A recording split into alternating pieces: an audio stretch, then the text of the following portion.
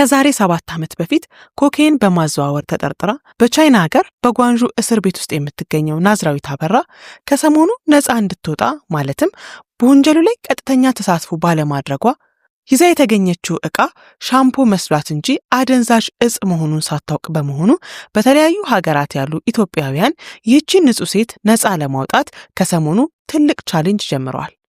ናዝራዊት አበራ እንግዲህ ላለፉት 7 ዓመታት ምንም አይነት የፍርድ ውሳኔ ሳይወሰንባት በእስር ቤት ውስጥ ትገኛለች። ይህች ልጅ ወንጀል ሰርታ አይደለም የታሰረችው። ጉዳዩ እንዲህ ነው። ናዝራዊት አበራ ከአዲስ አበባ ዩኒቨርሲቲ በምህንድስና ዘርፍ ተመርቃ ከወጣች በኋላ በተማረችበት የምህንድስና ዘርፍ በኮንትራክተርነት ስራዋን ትቀጥላለች።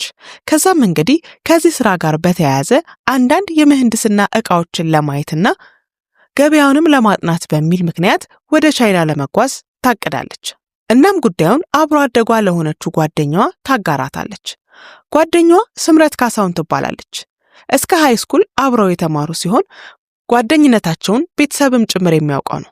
እናም ናዝራዊት 12ኛ ክፍል ውጤት ከመጣላት በኋላ ወደ ዩኒቨርሲቲ ስታቀና ይህች ጓደኛዋ ደግሞ ወደ አየር መንገድ አቅንታ የሆስተስነት ሙያን ትቀላቀላለች። ነገር ግን የሁለቱ ጓደኝነት በዚህ ምክንያት አልተቋረጠም ነበር።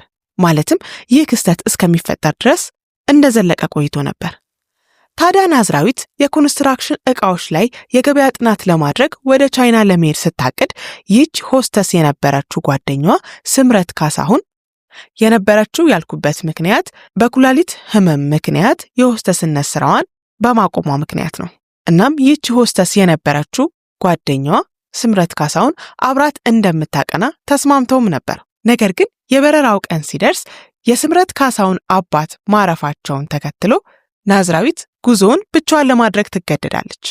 በዚህ ምክንያት እንግዲህ ጓደኛዋ ስምረት ለናዝራዊት ወደ ቻይና ይዘሽልኝ የምትሄጁ ሻምፖ አለ በማለት ይህንን ሻምፖ ታቀብላታለች። ሻምፖ የተባሉት ነገሮች በ5 ጠርሙሶች የተሞሉ ፈሳሾች ናቸው። ናዝራዊትም እሺ ችግር የለውም ዕቃውን አደርስልሻለሁ፣ ነገር ግን እዛ የማቀብለው ለማን ነው ወይም የሚቀበለኝ ሰው ማን ነው ብላ በምትጠይቃት ሰዓት እሱን እዛ ከደረስሽ በኋላ እነግርሻለሁ፣ መጀመሪያ ዕቃዎቹ በሰላም ይለፉ ትላታለች።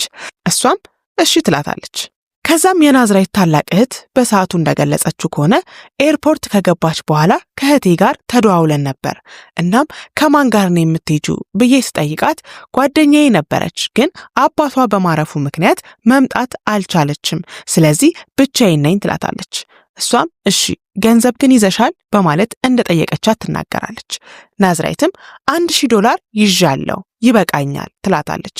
እህትየዋ ግን ይሄ ገንዘብ ብዙ መስሎሽ ከሆነ ተሳስተሻል ስትላት አይ እኔ የምቆየው ለ3 ወይም ለ4 ቀን ነው፣ ከዛ በላይ አልቆይም፣ እናም ደግሞ እዛ ሆቴል ተይዞልኛል በማለት ትገልጽላታለች። ከዛም ጓደኛዬ በመቅረቷ ምክንያት ሻምፖ እንዳደርስላት ልካኛለች በማለት ትገልጽላታለች። በዚህ ጊዜ እህቷ ግራ ትጋባለች። ሻምፖ ከኢትዮጵያ ወደ ቻይና ለምን ይሄዳል? ለማንስ ነው የምትሰጪው ብላ እህቷን በምትጠይቃት ሰዓት ናዝራዊት እዛ ከደረስሽ በኋላ ንገሪኝ፣ ከዛም ለማን እንደምትሰጪ አሳውቅሻለሁ እንዳለቻት ትነግራታለች። በዚህ ጊዜ እህቷ ብዙም ደስተኛ ባትሆንም እንደገባች እንድትደውልላት አሳውቃት መልካም መንገድ ተመኝታላት ስልኩ ይዘጋል። ነገር ግን ናዝራዊት ትገባለች ተብሎ በተጠበቀበት ሰዓት ስልክ ልትደውል አልቻለችም።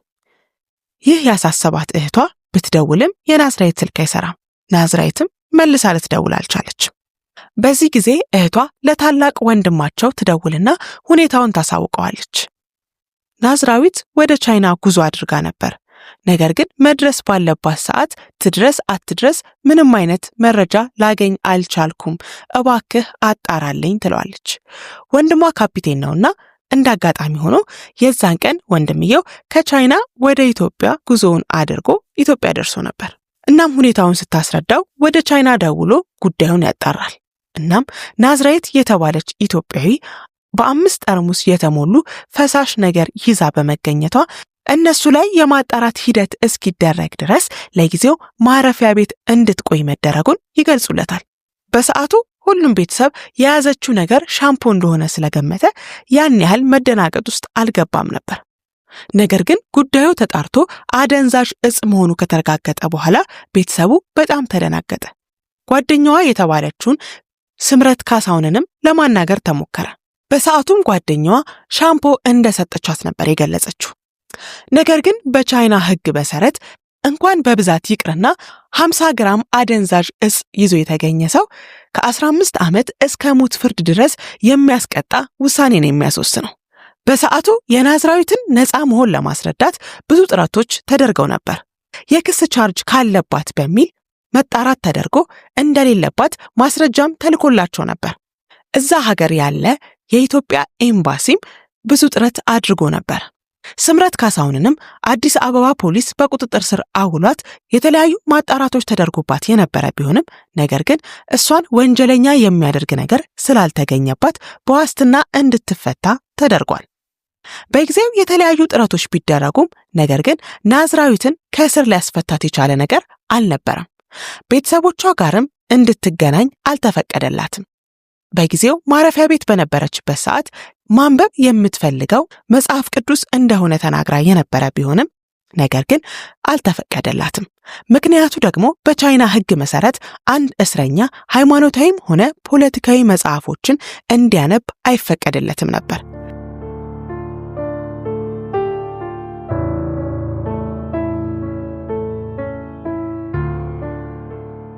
እናም በጊዜው እሱን ስትከለከል ከምህንድስና ጋር የተያያዙ መጽሐፎችን እንዲላኩላት ጠይቃም ነበር።